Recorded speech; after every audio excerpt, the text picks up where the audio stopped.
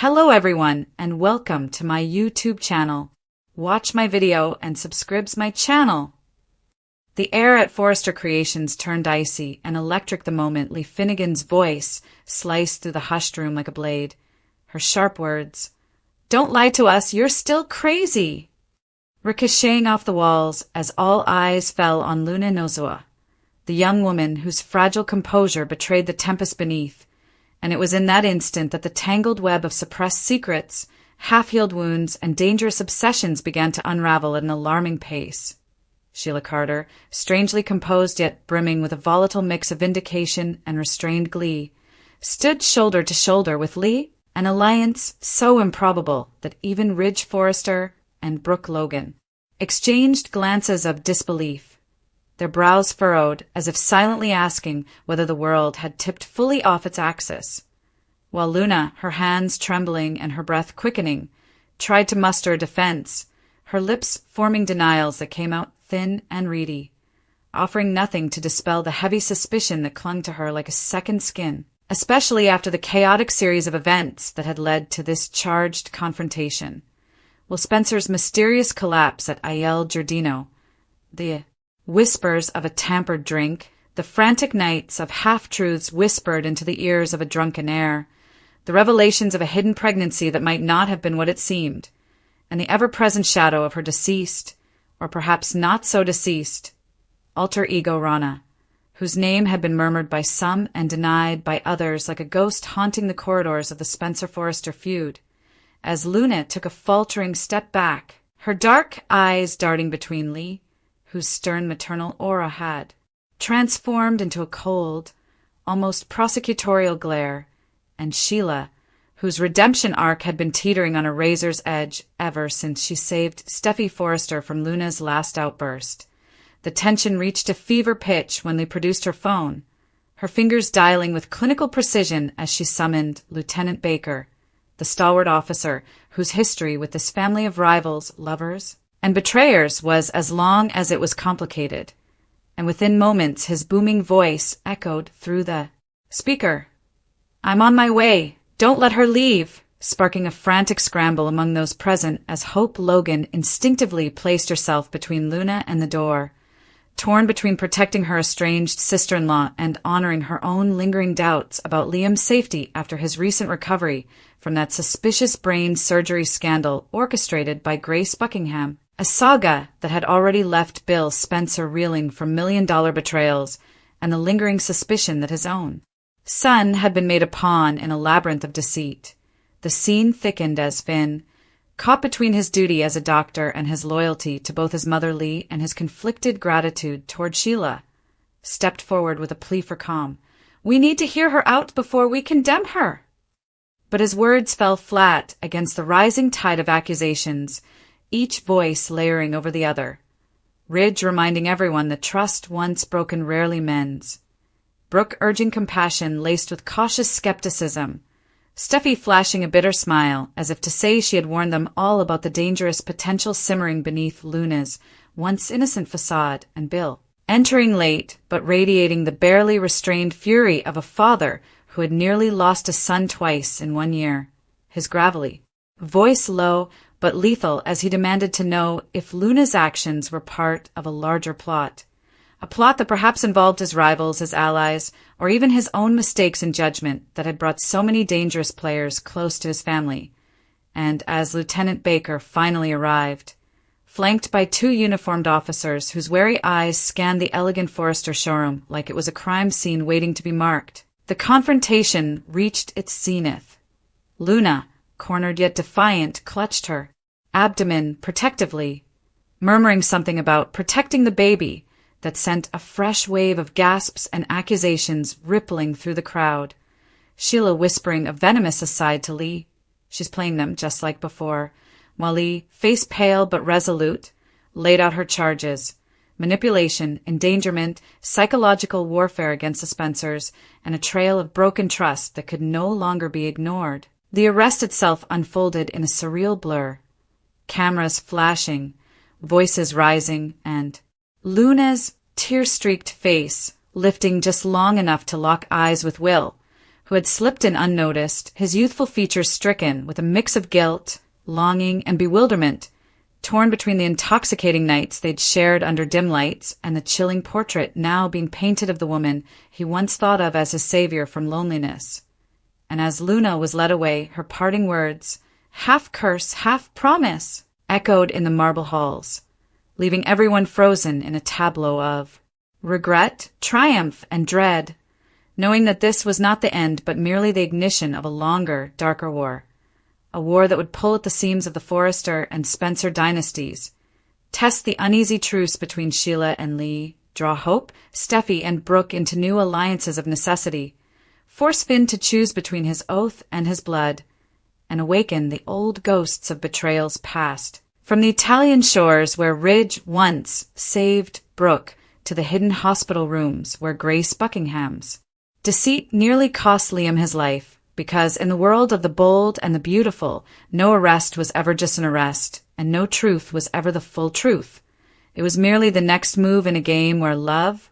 loyalty, obsession, and revenge danced in endless, devastating circles. As Luna's cries faded down the corridor of the LAPD precinct, the aftermath at Forrester Creations was anything but quiet, for the seismic ripple of her arrest continued to fracture relationships that were already splintering under the weight of unresolved betrayals, buried secrets, and twisted loyalties. Lee Finnegan, though victorious on the surface, stood apart with her arms folded, her face etched with a stern determination that masked the storm within, because even as she insisted to Ridge and Brooke that this was for everyone's safety, she's a danger, and I won't let another Finn situation spiral out of control. Her own history of faking deaths and manipulating medical truths threatened to unravel if anyone dug too deeply into how much she truly knew about Luna's unstable psyche, or worse, how much she had helped craft it in the first place. Sheila Carter, on the other hand, basked in a twisted glow of redemption by necessity, sipping her black coffee like a victor on borrowed time, her sharp green eyes scanning Steffi's every move, knowing that for once the younger Forrester's gratitude, though reluctant, tilted slightly in her favor. You saved me from her once, and now, look at this mess, maybe you were right, Steffi muttered, a sentence so foreign on her lips it left Finn visibly shaken, caught between his wife's fragile respect for his biological mother and his deep mistrust of her manipulative tendencies, and it was in that crucible of clashing instincts that the seeds of new alliances began to germinate. Hope Logan, racked with guilt over her hesitance to believe Luna could spiral this far, found herself gravitating toward Bill Spencer, who stood grim-faced at the edge of the room, phone in hand, demanding updates from Lieutenant Baker with the icy precision of a man who had already been burned by one medical scandal, the $1 million brain surgery scam that nearly cost him his son Liam, and now refused to let another woman twist the Spencers into pawns. Their conversations, low-voiced, charged, and tinged with a mutual need for redemption, did not go unnoticed by Carter Walton, who watched from the sidelines as his once stable engagement to Hope frayed thread by thread, Daphne Rose's recent return adding gasoline to the quiet emotional blaze that threatened to engulf them all. And somewhere in the chaos, Ivy Forrester made her quiet re-entry to Los Angeles, her soft steps echoing through the marble halls like a ghost from Liam's gentler past, her arrival perfectly timed to the whisperings that Luna might have been pregnant not with Will Spencer's child alone, but carrying a tangled legacy that involved deception, mistaken identity, and possibly the long-suspected existence of Rana, an alleged twin whose very name sent Sheila stiffening in recognition, for she had heard it before in darker, unspoken circles, meanwhile in a stark interrogation room bathed in cold fluorescent light. Luna clutched the edge of the steel table and stared down Lieutenant Baker, her eyes hollow yet burning with a dangerous intelligence, as she whispered, "You think Lee wants the truth? She doesn't. She wants control, and Sheila wants revenge. I'm the easy target." But Baker, seasoned and weary, simply folded his hands and played the long game, knowing that in this city, the first confession was rarely the real one, and outside those walls, the machinations had already begun. Lee pressing the DA to expedite charges, Sheila leaking just enough to the tabloids to paint herself as a protective force rather than a predator. Steffi pulling Finn into late-night strategy sessions that blurred the lines between marital loyalty and calculated damage control. And Bill, ever the predator in the boardroom and in life, quietly instructing Justin Barber to dig into Luna's medical files, bank accounts, and lineage, because one whiff of Rana's existence or any proof that Lee manipulated Luna's fate the way she once did Finn's could flip the narrative on its head, turning victim into victor and betrayer into savior. And so the stage was set for a trial not just of one woman's sanity, but of an entire web of families whose histories of lies, clandestine surgeries, fake deaths, and fractured love stories had finally converged into a single, explosive reckoning that would determine whether Los Angeles would remember Luna Nozawa as a villain, a victim, or the beginning of an entirely new war. The days following Luna Nozawa's arrest unfurled like a storm that refused to pass, a relentless cascade of legal maneuvers, whispered strategy sessions and public relations skirmishes that turned every hallway at Forrester Creations and Spencer Publications into a war room. Lee Finnegan, armed with a veneer of righteous purpose, pushed tirelessly for Luna's charges to stick: manipulation, endangerment, unlawful tampering at IL Giardino, and even reckless endangerment of Will Spencer's life. But beneath her icy precision lay a flicker of desperation, for the very act of calling Lieutenant Baker had set into motion a series of inquiries that threatened to unearth her own secret manipulations from years past: the clandestine hiding of Finn's body, the whispered surgeries in secret clinics, the whispered rumors about how much she knew about Luna's supposed psychosis, and whether she had ever truly wanted her niece to heal or simply to be silenced. Sheila Carter, by contrast, played her hand with almost unnerving finesse, planting seeds in the media that painted her as an unlikely heroine. "I did what I had to protect Steffi and the Forresters," she told a stunned Krista at SoCal Style magazine, her crocodile tears landing just enough to tilt the narrative. And that maneuver began to pay off when Steffi, despite herself, found her instincts leaning toward grudging acknowledgement rather than blind hatred, a shift that sent Finn spiraling into a labyrinth of divided loyalties. His oath as a doctor urged him to fight for Luna's psychiatric evaluation rather than a straight incarceration, but his blood tie to Lee and his fragile détente with his mother Sheila meant every move he made was scrutinized by both camps. Meanwhile, Bill Spencer, still smarting from the $1 million debacle with Grace Buckingham's sham surgery on Liam, had turned his wrath into action, dispatching Justin Barber on a covert operation to unearth every scrap of Luna's medical history, her family tree, and any trace of a twin named Rana, whose rumored existence now echoed like a ghost through the corridors of Spencer Tower, whispered by Hope Logan during a tense late-night strategy call, speculated upon by Wyatt over bourbon with Katie, and even investigated quietly by Brooke, who had grown wary of how much power Lee and Sheila were consolidating by sharing the narrative stage for once. As the preliminary hearing loomed, new fissures formed. Hope found herself wrestling with a guilt that made her question every choice she had made with Liam, especially now that Ivy Forrester's return threatened to awaken a version of him untouched by recent traumas, while Carter Walton struggled to steady their engagement in the shadow of Daphne Rose's persistent whispers and her carefully timed appearances at the courthouse, each one a reminder that the Logan-Spencer Walton triangle was anything but resolved.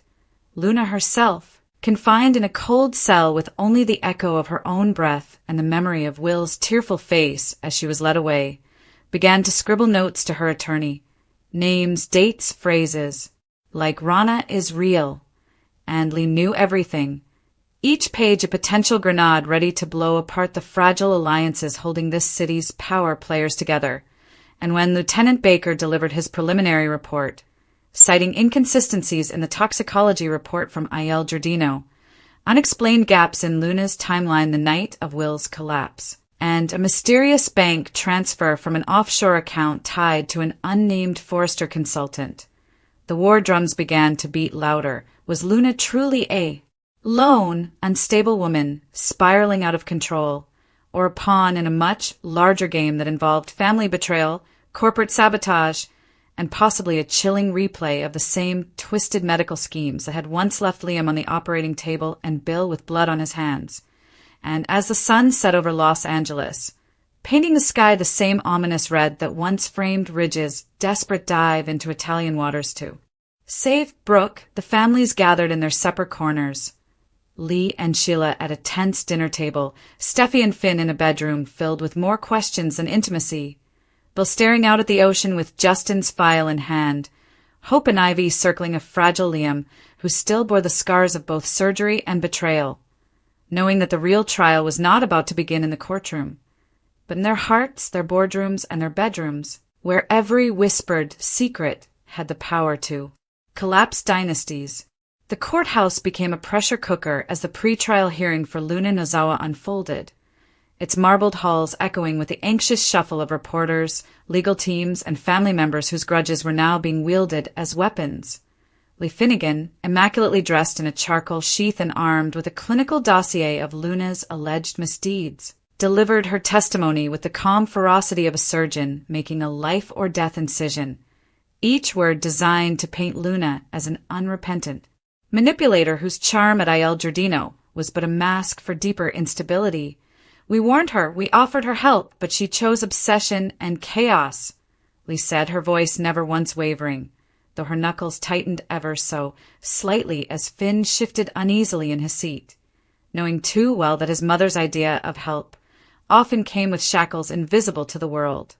Sheila Carter, perched in the gallery like a predator enjoying the scent of blood, played her part with a strangely soft hand, nodding at Steffi when their eyes met, offering a tissue to Hope when Luna's pregnancy scare was mentioned, and even managing a brief, almost maternal glance at Will Spencer, who sat at the back with arms folded, his youthful face pale but defiant, as if he had been forced to grow up overnight in the crucible of the scandal.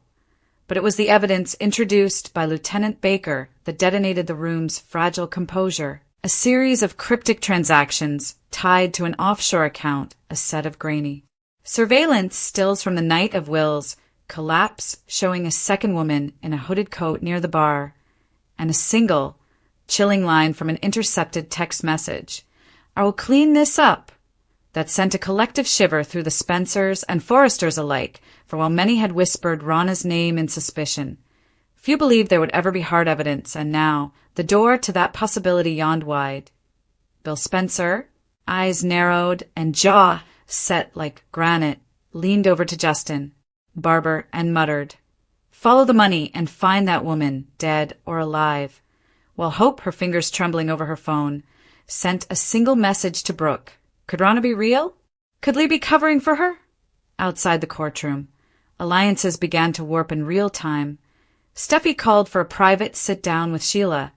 their conversation caught only in snippets by a lingering paparazzo. "I don't trust you, but I need you to help me protect Finn," she hissed, while Sheila simply smiled,